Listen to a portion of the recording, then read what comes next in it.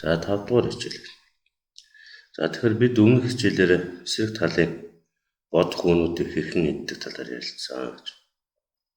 Тэгэхээр шатар тоглоход харсан болгоно идээд байж болохгүй. За дааманд бол заавал иддэг дүрмтэй тийм ээ. Шатарт бол заавал идэх албагүй гэж. Тэгэхээр шатар тоглож байхад эсрэг талын бодох үг идэх үү, идэхгүй байх уу. За эсвэл идлээ гэхэд аль төрсөөр эхлэж идэх вэ гэж тийм ээ. Гэх мэтчлэн сонголтууд байнга тохиолддог гэж. За тэгэхээр энэ хичээлээр ийм сонголтуудаас хамгийн оновчтойг нь хэрхэн сонгох вэ гэдэг асуултанд хариулт өгнө гэж. За эхлээд өмнөх хичээлд үзсэн жишээг эргээд нэг харцгаая. Харын 5 дахь нүүдлээр эхэлсэн ширүүн тулааны эцэст харилцсан эдэлсэн бодох үнүүдэд харьцуулаад үзье. Хоёр тал адилхан нэг хүү, нэг мөр солилцсон боловч дээр нь хар тал тэмээгээ хүүгээр сольсон байна, тийм ээ. Тэгэхээр хар тал тэмээгээ хүүгээр солих нь зөв үү гэж. Энэ тоглолтын явцад нөлөөлөх үү? За энд асуултын тэмдэг тавиад төр орхичих. За тэгэхээр шатрын бүх дүрс өөр хэлбэртэй нэртэй байдгийнхаа адилаар тус тусдаа үнэлгээтэй байдаг гэж. Өөрөөр хэлбэл дүрс бүрийн нүүх онцлог болон хөлөг дээр хэр олон буудлыг хамгаалах болон довтолж чаддгаас нь шалтгаална. Дүрс бүрийн тулдах чадвар харилцаа адилгүй байна гэсэн үг тийм ээ. За энэ чадвар нь боднуудын үнэлэхүй хүч гэдэг хэмжигдэхүүнээр илэрхийлэгдэнэ гэж. За тэгэхээр хөлөг дээр боднуудын үнэлэхүй хүчийг харуулсан байна. Хүүг этлан болгож аваад бод тус бүр хитэн хүүтэй тэнцгийг харуулсан байна тийм ээ. Эндээс мод тийм ээ 2 3 хүүтэй, за тэрэг 5 хүүтэй, бирс 10 хүүтэй тэнцэж байна гэж. За энэ дэлгэцийн баруун талд хүүхэд багчуудад ойлгомжтой байлгахын тулд хүүний оронд чихрээр төлөөлүүлэн харуулжээ гэж.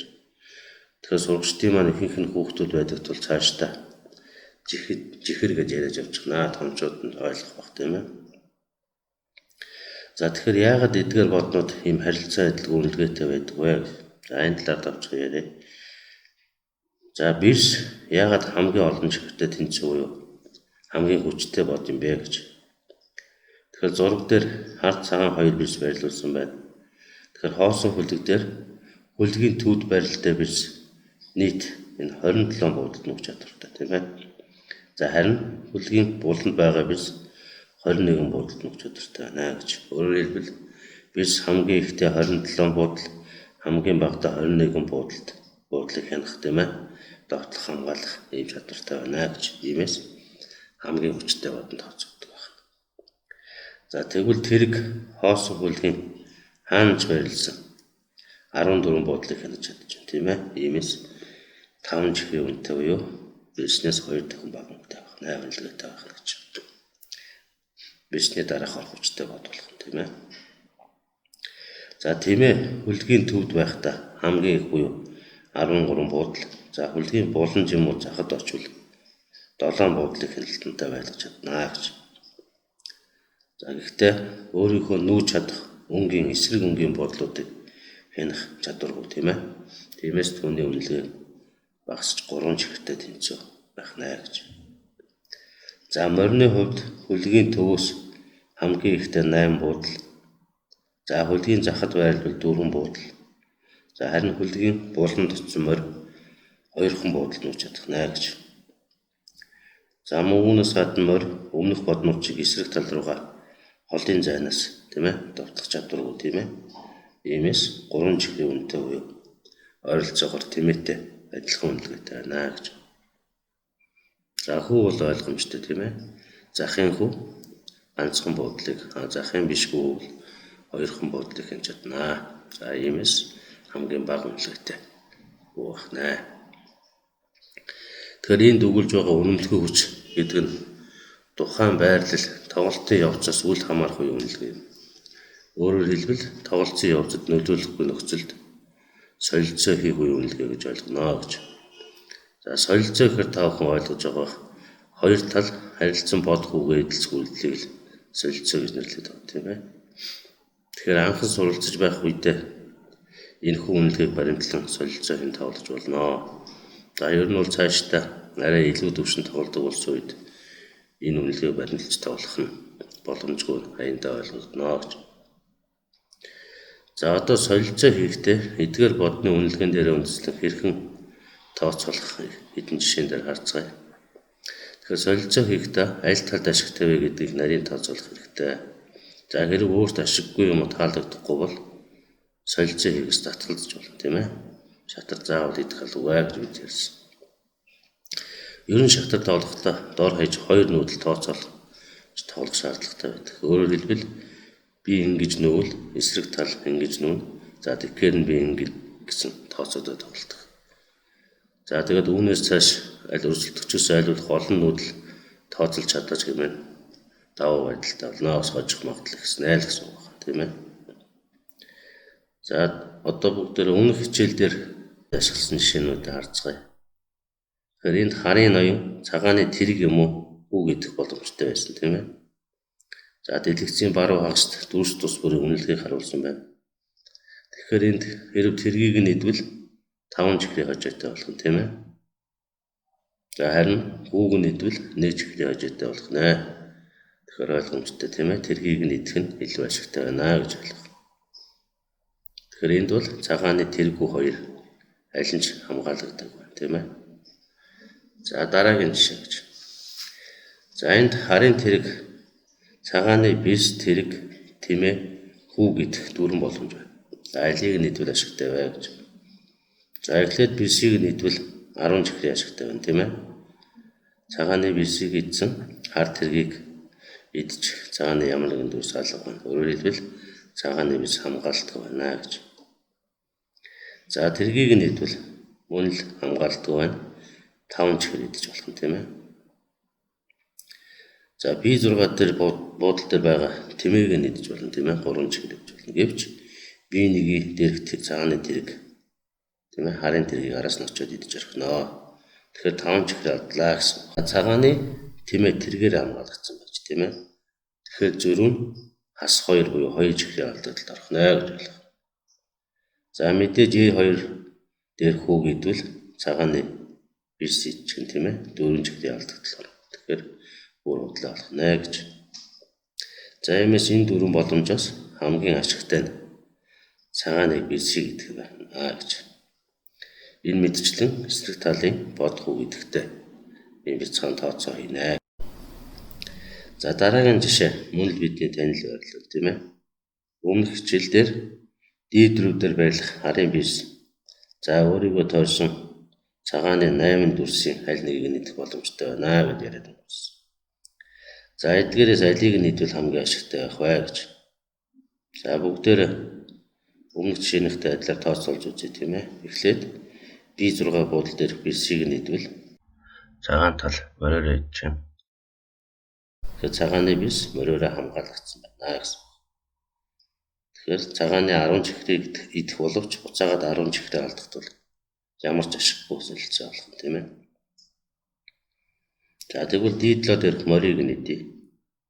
Цагаан тал E5 мориороо идээд өөрөөр хэлбэл 3 чихэр идээд 10 чихрээ өгөх гэсэн. 7 чихрийн алдагдлал их нэ гэж. За хэрв E5 морийг нь идвэл мөн л D7-ийн мориороо идэх юм, тийм ээ. Хоёр морь бие хамгаалсан байж. Тэгэхээр үр дүн нь мөн л ижлэхэ гэж. За G4 дээрх тэмээгээ идвэл яах гэж. 3 чихэр идэн, тийм ээ. Гэвч E5-ийн морь идэн бас л 7 чихрийн алдагдлал их нэ. За F2 дээрх цагааны тэргийг идвэл 5 чихэр, тийм ээ. Тэгэхээр та бүхэн сайн ажиглаарай. Харын бисийг идэх цагаанд байна уу гэж. За зүйтэй цагааны бис араас нь очиод идэж орхино. Бисээ алдах нь, тийм ээ. Өөрөөр хэлбэл 5 чихрийн алдагдлал их нэ. За D3 дээрх хүү E5-ийн мориор хамгаалагдсан тул идэж болохгүй, тийм ээ. 9 чихрийн алдагдлал их болно. За A1 буудал дээрх цагааны тэрэг байдал, тийм ээ. За түүнийг идчихвэл хамгаалалт алга юм, тийм ээ. Зүгээр л 5 чихэр бүтэж орхино. За энэ дашрамд хэлэхэд шатарт ингэж хамгаалалтгүй бодох үедгийг сул идэх, одоо сул алдах гэж ярьдаг. Цаашдаа бид ингэж ярина. За сүүлчийн нэг боломж бол A4 дээрх цагааны хүү тийм ээ. Тэгэхээр A1-ийн тэрэг харын бийсийг ижих тул 9 чихрийн алдагдaltaй гэж. За ингээд бид харын бийсний тийм ээ дайсны бод хүү гэдэг бүх боломжийг судалж дууслаа. Одоо дүгнэлт хийцгээе тийм ээ. Тэгэхээр хамгийн арын баганд байгаа энэ улаанаар бичигдсэн тоонуудыг харьцуулан хамгийн ашигтай хувилбарыг нь сонгоно. За энэ бол мэдээж нэмэх тав буюу цагааны A1 дээрх тэргийг идэх хувилбар хамгийн ашигтай байх нэ гэж ингэ сонголт хийх. За одоо та бүхэн энэхүү жишээнд үзүүлсэн байрлалд D5 буудал дээр байрлаж байгаа морины дайсны бод хүнүүдийг идэх тийм ээ 8 боломжоос хамгийн ашигтайг нь бие дан тооцоолж үзээрэй гэж. Тэгэхээр эхлээд сийдлоо дээрх тэмээнээс эхлээд цагийн зүүнний дагуу нэг үржилтэн тооцоолоорой.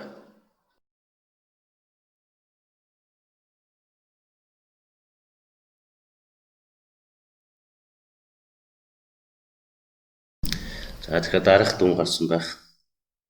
Энд хамгийн ашигтай нь E3-ийн морийг идэж болох нь тийм ээ. Нэмэх 3 байх учраас өөрөөр хэлбэл морийг нь сул идэх нэ гэж. За энэ мэтчлэн дайсны бод хүү гэдэгтээ сайн ажиглаж тухайн дүрс хамгаалагдсан хэсэг. За хамгаалагдсан бол солилцоо хийхдээ өөртөө ашигтай байх хэсгийг сайд тооцоолсны дараа шийдвэр гаргаж хэвших хэрэгтэй. За ерөн шатарт нүүсэн бол боцдгүй хатуу дүрмтэй. Иймээс тооцоо хийж шийдвэр гаргаагүй үедээ яар нүүж болохгүй гэдгийг байнга санаж байгаарай гэж. За одоо хичээлийн эхэнд асуултын тэмдэг тавиад орхисон байрал руугаа эргээд очие. Энд хар тал тэмээгээ хүүгээр сольж 2 чихрийн алдагт хүлээсэн байна тийм ээ. Өөрөөр хэлбэл бод алдсан байна гэж. За тэгэхээр цаашдын тоглолтод цагаан тал даваа байдалтай болно гэсэн үг байна. За хар талд үүнээс зайлах арга байсан уу гэж. За нүүдэл бүрээр нь буцаагаад судлаа.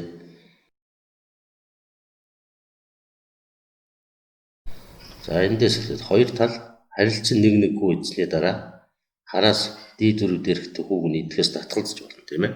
Заавал идэх хад хүү гэсэн шүү дээ. За гэтэл D4 дээрх хүү харын тэмээг идэхээр занал хийлээд байна тийм ээ.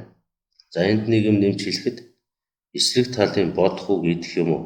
За ер нь эсрэг талдаа бодиттой тийм ээ аюул учруулахаар ийм завдахыг занал хийлэх, занал учруулах гэж ярьдаг шатарт.